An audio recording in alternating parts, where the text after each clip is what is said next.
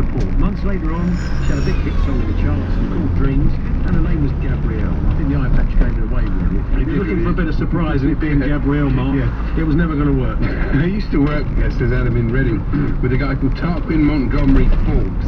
Yeah. Yes, he was posh. You made that up. Yes, he was posh. What have we got here? Played tennis on holiday for fun in Gran Canaria in a hotel competition, and playing against the Spanish girls. Badly beaten. It turned out a few years later, well, obviously at the time, not only a few years later, it was Arantxa Sanchez Vicario and Conchita Martinez. Martinez? Conchita Martinez? Conchita Martinez. Yes. Thank you. Richard Haywood, by the way, says, I was watching Derbyshire versus India, Queen's Park in Chesterfield. A young 16-year-old Indian batsman smashed Derbyshire's West Indian fast bowler Ian Bishop, of course turned commentator these days, into the Queen's Park Road for 6. My old man turned to me and said, this lad's not bad, which was a bit of an understatement, as of course the young lad was Sachin Tendulkar. We knew that. Says, we did kind of know it was going that way. As well. You kind of know which way they're going after a while, don't you? Anyway, but also playing in this game in the Champions League, the new Cricket Champions League, is the man with the best nickname, apart from Fitzhall. Fitzhall, of course, known as One Size. Yeah. It's Zondeki, isn't it? Yeah, and his nickname? All Hands. Marvellous. It's got to be one of the best. Okay, this one, Kenny, the St Johnson fan. Okay, you've got to guess before I get to the end of it. Say as soon as you know who you think it is. I was playing snooker in a club match in Stirling. While I was waiting for my match, I was impressed by the potting skill of a young 12-year-old. Stephen Hendry. Correct. Yeah. See what I mean? Marvellous. Anyway, let's turn to the world of competitive Rubik cubing, if that's what you call it. Speed cubing, I think it's called. World Championships 2009 taking place this weekend in Dusseldorf. Joining us now, the Vice President of Rubik's, Chrissy Trussell. Good afternoon, Chrissy. Good afternoon, how are you? Yeah, good, thanks. Good. As popular as ever, is it, the world of Rubik's cubing? It certainly is, yes. I love it when... Go on. I was going to say, I'm here in Dusseldorf with 350 fanatics. Wow. Who are going to be racing against each other over the weekend.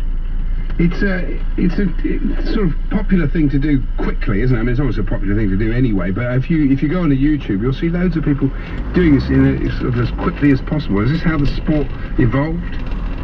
No. I mean, the first thing that everyone had to do was try and crack it, basically.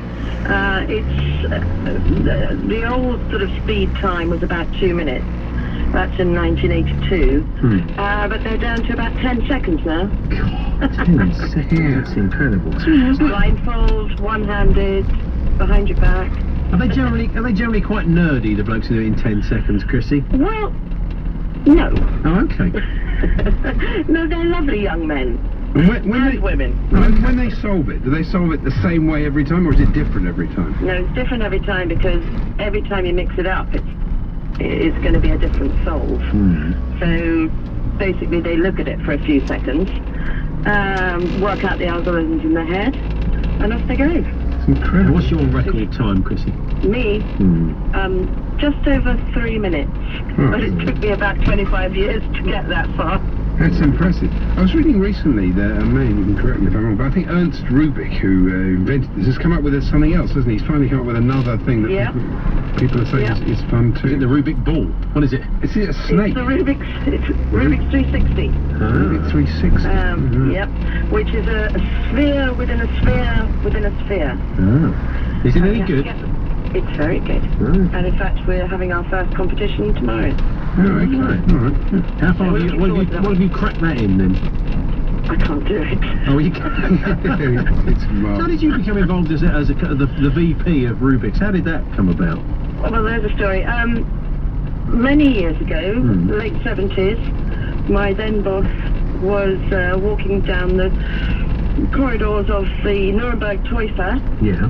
Which is the biggest toy fair in the world. And he met Erno Rubik, who was holding this cube.